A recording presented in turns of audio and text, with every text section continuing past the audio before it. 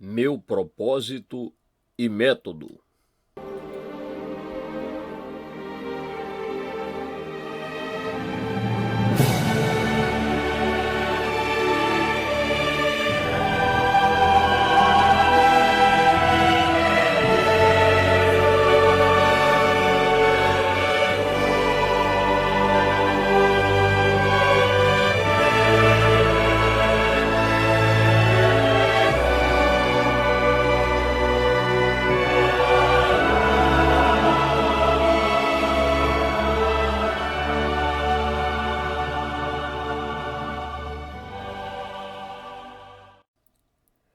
É sempre bom começar com um texto.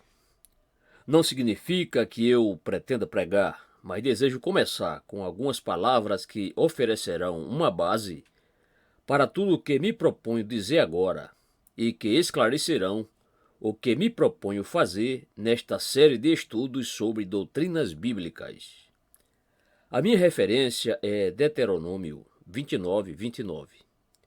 As coisas encobertas são para o Senhor nosso Deus, porém as reveladas são para nós e para nossos filhos para sempre, para cumprirmos todas as palavras desta lei.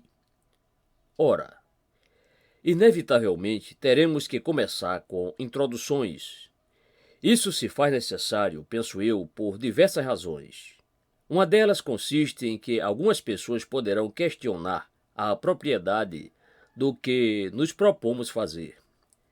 Vivemos numa época em que não ouvimos muito sobre doutrinas e há alguns que são bastante insensatos em afirmar que não gostam delas. A atitude de tais pessoas parece-me um tanto patética e lamentável. Houve tempo em que preleções ou sermões sobre doutrinas bíblicas eram comuns, mas agora se tornaram comparativamente incomuns, especialmente ao longo deste século.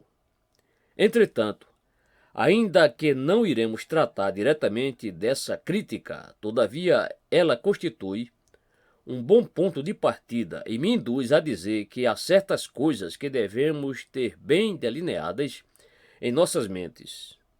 Consideraremos três coisas: o que iremos fazer nestes estudos, como o faremos e por que o faremos.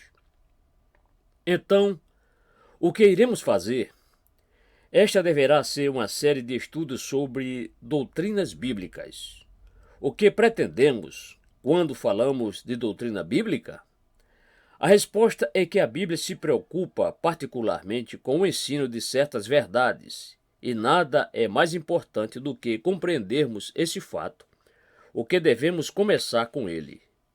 A Bíblia é um livro que possui um objetivo bem definido.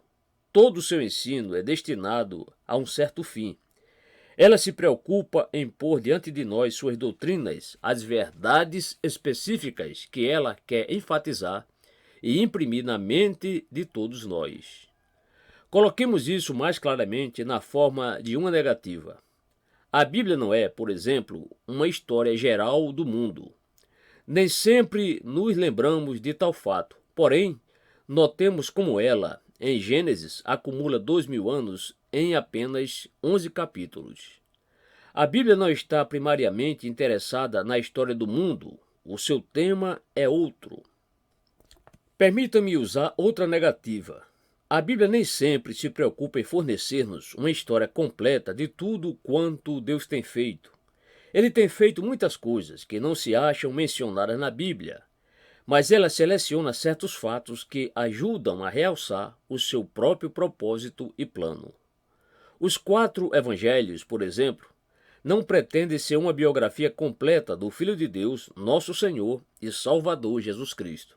Ao contrário, eles se preocupam em apresentar certas verdades acerca dele, a saber, eles abrangem apenas 3 anos de sua vida, há muito pouco além disso. É verdade que nos contam algo de seu nascimento, mas a principal ênfase nos evangelhos é ao seu ministério público, o que lhe aconteceu após a idade de 30 anos. João, em seu evangelho, nos põe isso de forma muito clara. Ele nos relata: Jesus, pois, operou também em presença de seus discípulos muitos outros sinais que não estão escritos neste livro. Estes, porém, foram escritos para que creiais que Jesus é o Cristo, o Filho de Deus, e para que, crendo, tenhais vida em seu nome. João 20, 30 e 31.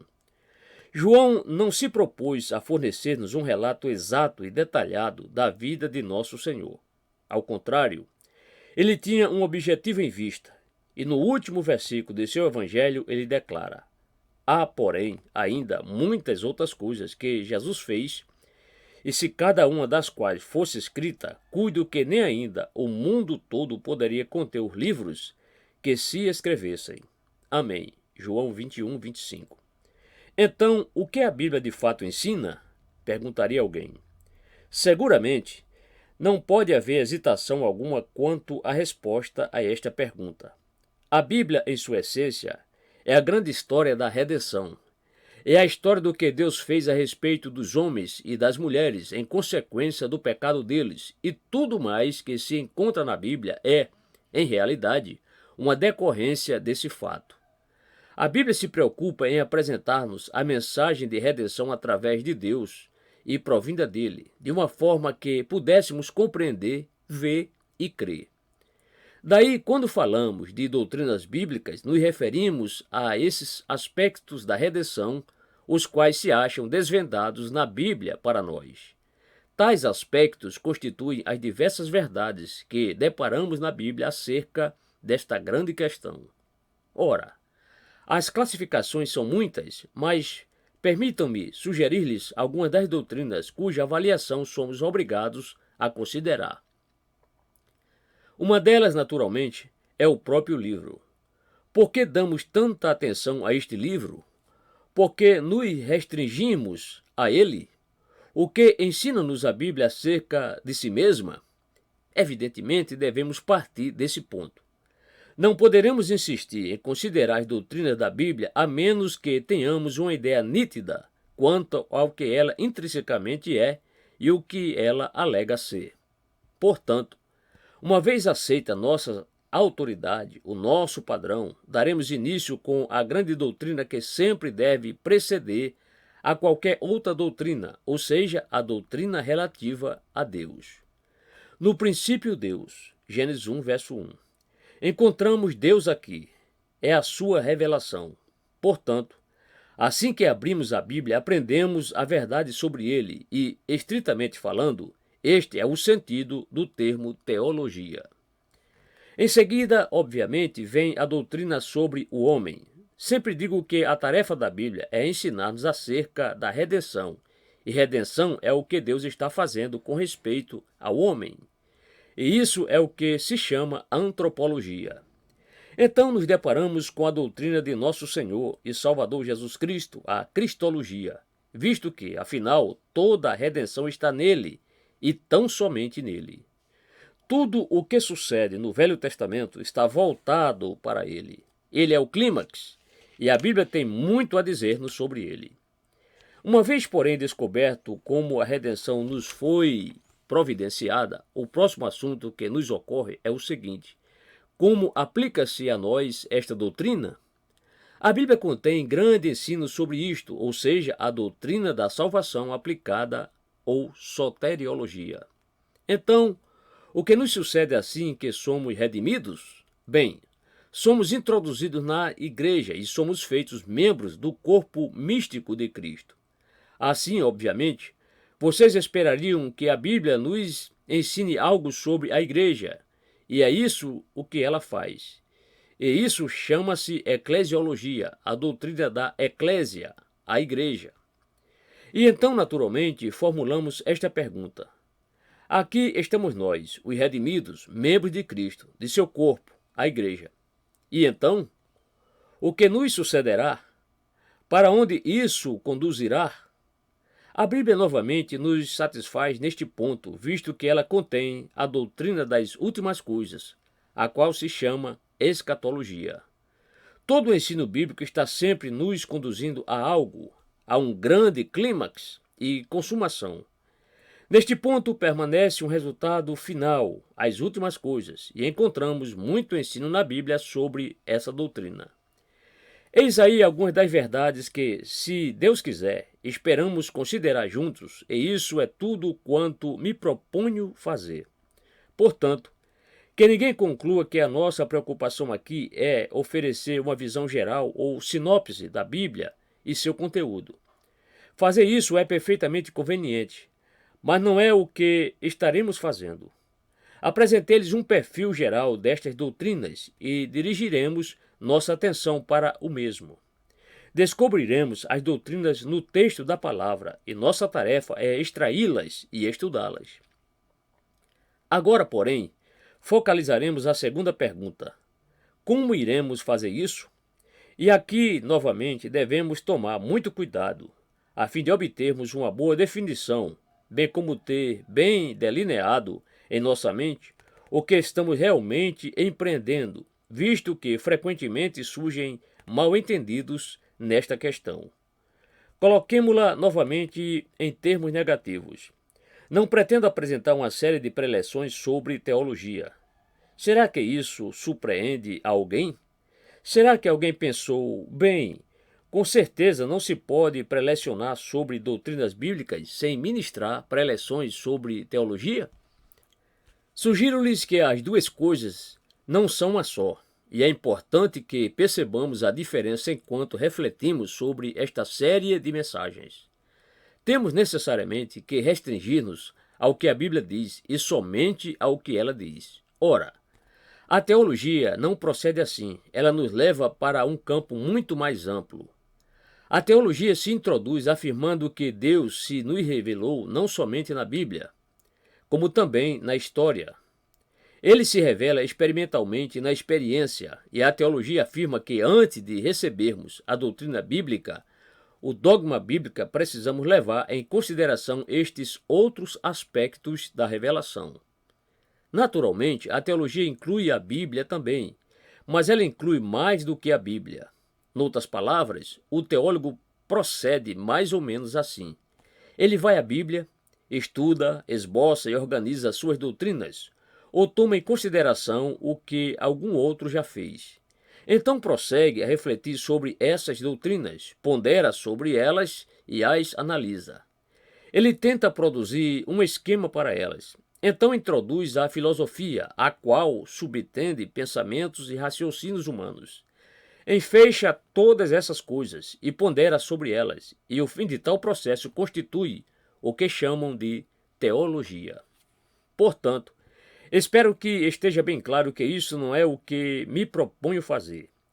Isso não significa que eu não creia em teologia, eu creio nela. Mas quando digo que estarei ministrando uma série de mensagens sobre doutrinas bíblicas, não estou querendo afirmar que irei ministrar preleções sobre teologia. Permitam-me apresentar-lhes um exemplo que esclareça precisamente o que estou tentando dizer. Houve um famoso preletor e expositor da Bíblia na América no final do século XIX e começo do século XX que publicou um livrinho intitulado As Grandes Doutrinas da Bíblia. Ora, despertou-se o meu interesse quando me voltei para aquele livro com o fim de descobrir o que o autor tinha a dizer, por exemplo, sobre a doutrina referente a Deus. Para o meu espanto, descobri que o seu primeiro título era este: Provas da Existência de Deus. De repente percebi que dizia de mim para mim mesmo. Ele não deveria ter dado tal título ao seu livro. Deveria ter dito que é um livro sobre teologia cristã, visto que ninguém encontra quaisquer provas da existência de Deus na Bíblia.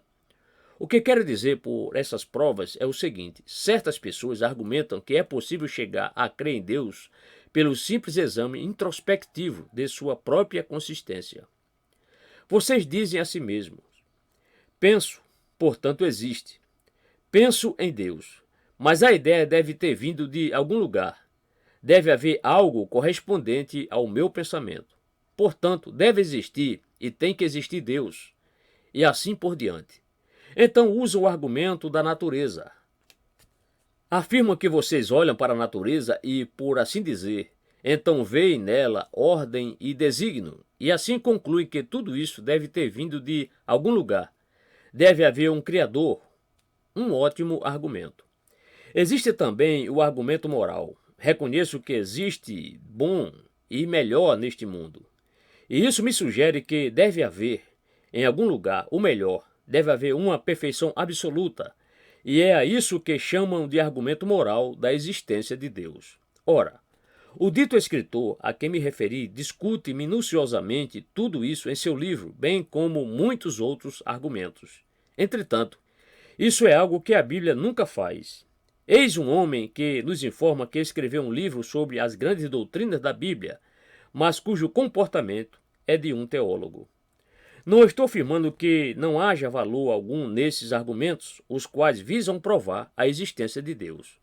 O meu intuito, porém, é enfatizar o fato de que não os encontramos na Bíblia. E é interessante notar como esse homem, que apresenta um texto para tudo quanto diz, de repente, não tem um só texto para esta seção em particular. Portanto, ele vai além do que se propusera fazer. Entretanto, no tocante a nós, trataremos de doutrinas bíblicas. A Bíblia não nos fornece provas da existência de Deus. Ela o proclama. Ela apenas nos relata sobre ele. Além disso, como já afirmei, embora não signifique que eu não creia na teologia, todavia pretendo deixar bem claro desde o início que devemos ter em mente o fato de que existe certo perigo relacionado à teologia. No momento em que introduzimos a filosofia e a especulação, bem como nossos próprios pensamentos e razão humana, estaremos começando a fazer algo que pode, embora não necessariamente, vir a constituir-se um perigo para nós. Pois bem, evitaremos tudo isso. Evitaremos algo mais.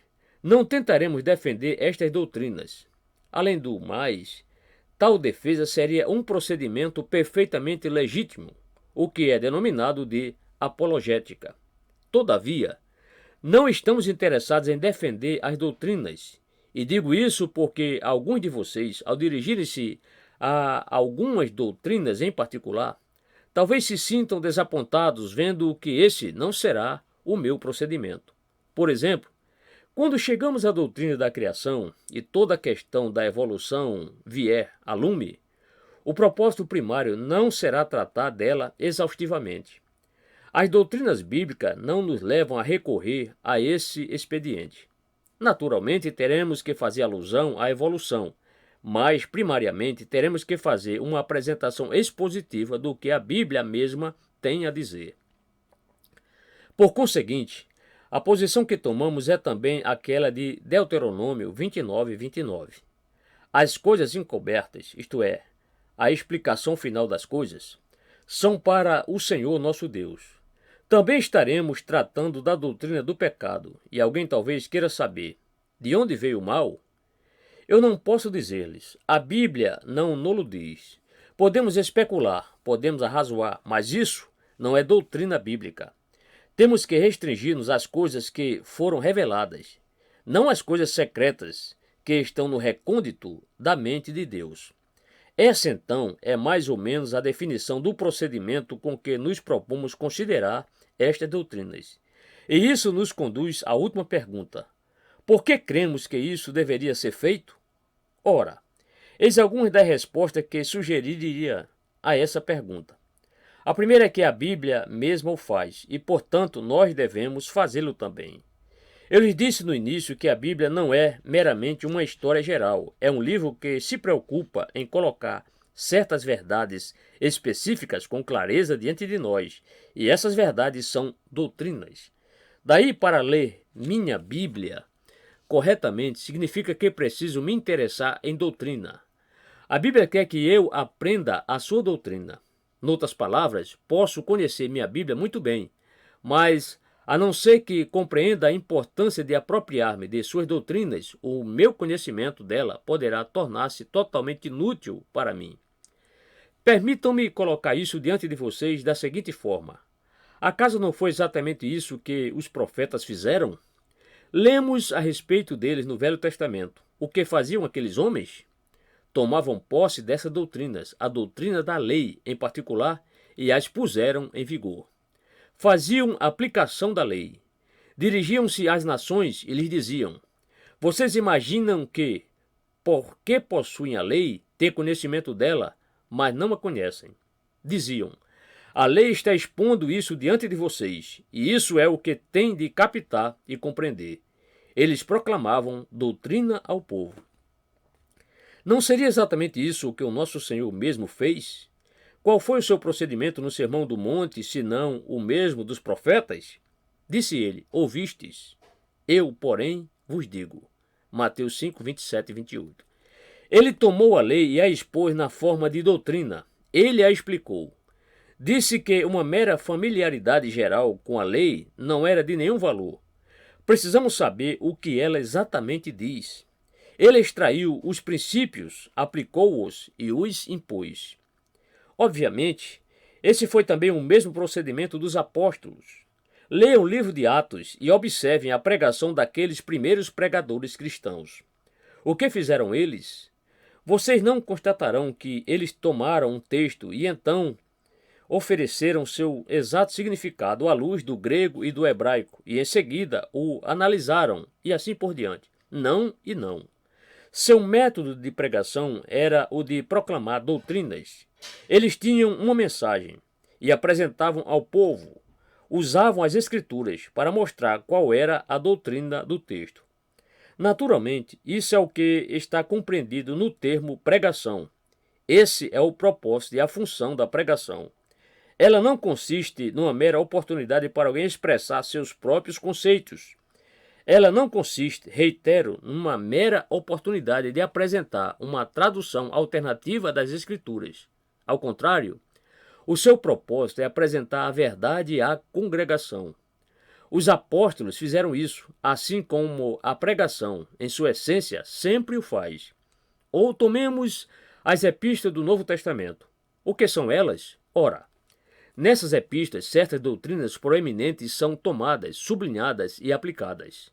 Houve uma particular necessidade de tal procedimento em certas igrejas. Portanto, o escritor da epístola apresenta a sua doutrina e a aplica de uma maneira prática. Vocês perceberão continuamente que a pregação dele é com a expressão e a elucidação da doutrina. Essa, então, é a minha primeira razão para proceder assim. Afirmo que a Bíblia o exige, ela mesma o faz e nos exorta a fazê-lo.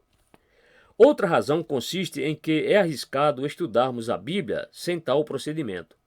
Falamos, não é verdade? Sobre não ver a floresta por causa das árvores. E quão terrível é tal perigo. O problema real dos judeus nos dias de Nosso Senhor era que se detinha na letra e nunca alcançavam o espírito. Noutras palavras, jamais se apropriavam da doutrina. Sentiram-se satisfeitos em ter uma familiaridade geral com as palavras, mas não obtiveram a palavra. E isso é algo que todos nós temos de compreender como sendo uma possibilidade terrivelmente perigosa para nós, pois se nos detivermos unicamente na letra, ela não nos será de nenhum proveito, aliás, até mesmo nos desencaminhará. Pode até causar condenação eterna para nossas almas. Não atingir sua doutrina depois de ter estudado suas Bíblias significa que o seu estudo se tornou completamente inaproveitável. Ele pode ser muito intelectual, pode até ser uma forma de gastar bem o seu tempo. Conheço pessoas que têm se utilizado da Bíblia da mesma maneira que usam enigmas de palavras cruzadas, ou mesmo um quebra-cabeça para juntar peças, mas jamais chegam à doutrina. O seu estudo é de nenhum valor, é infrutífero. Existe ainda outra razão para estudarmos a doutrina bíblica, a saber, a Igreja, ao longo dos séculos, esteve sempre cônscia de que é essencial dar ênfase às doutrinas da Bíblia. Nos próprios dias iniciais da Igreja, ninguém era recebido como membro dela sem fazer a confissão, a qualquer preço, de que Jesus é Senhor. Mas, no instante em que vocês dizem Jesus é Senhor, estarão fazendo uma afirmação doutrinal. Então, depois de algum tempo, os cristãos primitivos descobriram que não era suficiente dizer meramente Jesus é Senhor. Descobriram a necessidade de introduzir o que se chamou fórmula batismal. Os candidatos ao batismo eram instruídos, eram-lhes dirigidas certas perguntas, e tinham que estar aptos a respondê-las. Todavia, você se lembra do que sucedeu? Logo, as heresias começaram a surgir. Pessoas de dentro da igreja começaram a dizer coisas que não eram corretas. Tais pessoas eram autênticas e sinceras, porém muitas estavam dizendo coisas equivocadas e até mesmo nocivas. E esses mestres heréticos e falsos, naturalmente, não só provocavam confusão dentro da igreja, mas também desencaminhavam as pessoas que se achavam do lado de fora da igreja. O surgimento de heresias dentro da igreja levou a igreja primitiva a redigir o que comumente chamamos credo. Por exemplo, o credo dos apóstolos, o credo niceno e o credo atanasiano. Ora, tais credos faziam-se necessários, uma vez que havia muito erro e heresia na igreja, e esta, sob as diretrizes do Espírito Santo, disse: precisamos saber perfeitamente tanto o que devemos crer quanto o que não devemos crer. Não é bastante que simplesmente apresentemos ao povo uma Bíblia aberta. Homens e mulheres perfeitamente sinceros, autênticos e capazes podem ler este livro e ainda dizer coisas que são completamente equivocadas. É preciso que definamos nossas doutrinas, e as definições doutrinárias são o que chamamos credos. Naturalmente, pois, após algum tempo, aquela igreja que, em certo sentido, fora apenas uma, agora estava dividida em duas, a igreja oriental e a igreja ocidental. No entanto, a doutrina era mais ou menos a mesma. A igreja estava morta, estou ciente disso, mas ela era governada por estes três grandes credos. Então chegou a Reforma Protestante. Chegou também nova vida, novo vigor, nova compreensão e novamente a igreja descobriu que era absolutamente essencial extrair suas doutrinas e enunciá-las de uma forma perfeitamente clara e definida. E assim temos o que comumente denominou-se entre os protestantes as grandes confissões. Essas não são outra coisa senão uma classificação e exposição das doutrinas da Bíblia. Os líderes novamente disseram: não basta oferecer às pessoas uma Bíblia aberta, é preciso guiá-las, é preciso ajudá-las. Elas são facilmente passíveis de desvios, portanto, é preciso que lhes digamos que é nisso que cremos sobre Deus e não cremos naquilo. É preciso falar-lhes sobre Cristo, sobre a igreja e assim por diante. A igreja da Inglaterra possuía uma confissão a qual chamou os 39 artigos. Houve também muitas confissões famosas no continente, por exemplo, a da Igreja Moraviana e a da Igreja Reformada. E então surgiu a Grande Confissão, a qual foi elaborada na Abadia de Westminster, no século XVII, e é, portanto, conhecida como a Confissão de Westminster. É a confissão da Igreja da Escócia e de todas as igrejas presbiterianas em todas as partes do mundo. Ora, todas essas confissões, tanto quanto os catecismos que as acompanham, não são nada mais do que uma afirmação de que doutrinas bíblicas para que o povo dentro da igreja pudesse saber exatamente o que crê e o que não crê, bem como as razões para crer. Todas elas foram destinadas à nossa edificação na fé, bem como capacitar-nos a conhecermos exatamente a nossa posição. Ora, se tudo isso foi necessário nos dias da igreja primitiva, se foi necessário no tempo da Reforma e no século XVII, não seria também algo de urgente necessidade para o nosso tempo? A igreja de hoje está cercada por seitas. Seus representantes chegam à nossa porta falando, como dizem, das Escrituras. Afirmam que creem na mesma Bíblia que ensinamos. De repente, fazem uma afirmação que nos leva a sentir instintivamente que há algo de errôneo nela. Contudo, não conseguimos responder-lhes. Aliás, um dos propósitos de estudarmos as doutrinas bíblicas consiste em capacitar-nos para descobrir juntos o erro em tais ensinos. Não que eu pretenda prelecionar sobre seitas. O que farei é o seguinte: lembrar-lhes do que a Bíblia ensina. Então, uma vez adquirido uma firme percepção e conhecimento desse ensino, estaremos em condição de testar muitos outros ensinos que nos são apresentados. Mas não é somente o caso de haver todos esses erros e seitas ao redor da igreja. Mesmo dentro dela existe terrível confusão. A ausência de doutrina, a falta de definição clara e a prontidão para permitir a qualquer um que diga o que bem quiser. E isso significa que nunca houve momento em que se fez mais urgentemente necessário que o povo cristão considere junto as doutrinas da Bíblia. Devemos conhecer a nossa posição e devemos ser capazes de rechaçar cada inimigo que surja com o intuito de atacar-nos, cada adversário sutil, cada sutileza usada pelo diabo, o qual se mostra dissimulado em anjo de luz para trazer ruína às nossas almas. Tenho, porém, uma razão ainda mais importante para considerar estas doutrinas com vocês. Enfim, esta é a única maneira real de se conhecer a Deus, de entrar em sua gloriosa presença e de aprender um pouco das maravilhas de seus caminhos em relação a nós. Sim, prossigamos lendo e estudando nossas Bíblias, contando que não nos percamos nos detalhes.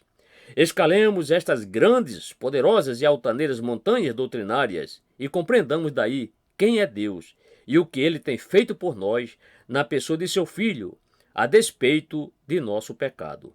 Esse, em todo caso, é o objetivo que tenho em mente. Não estou fazendo isso com o fim de fornecer-lhes algum conhecimento ou informação intelectual que porventura vocês não possuíam anteriormente.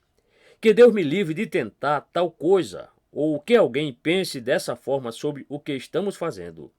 Diz Paulo: a ciência incha, mas o amor edifica. 1 Coríntios 8, verso 1. Portanto, o clima dessa série de discursos ou debates sobre doutrinas bíblicas não será a de uma sala de aula.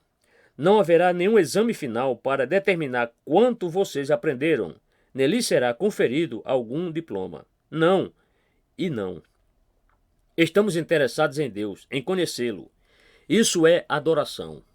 Qualquer exame da Bíblia se constitui em adoração. E, ao meu ver, não há nada mais perigoso do que alguém aproximar-se da Bíblia e de seu ensino da mesma maneira que se aproxima de qualquer outro livro. Certas pessoas às vezes me perguntam: o que há de errado com esses colégios teológicos? Tenho conhecido um grande número de homens que, ao entrarem neles, estava tudo bem.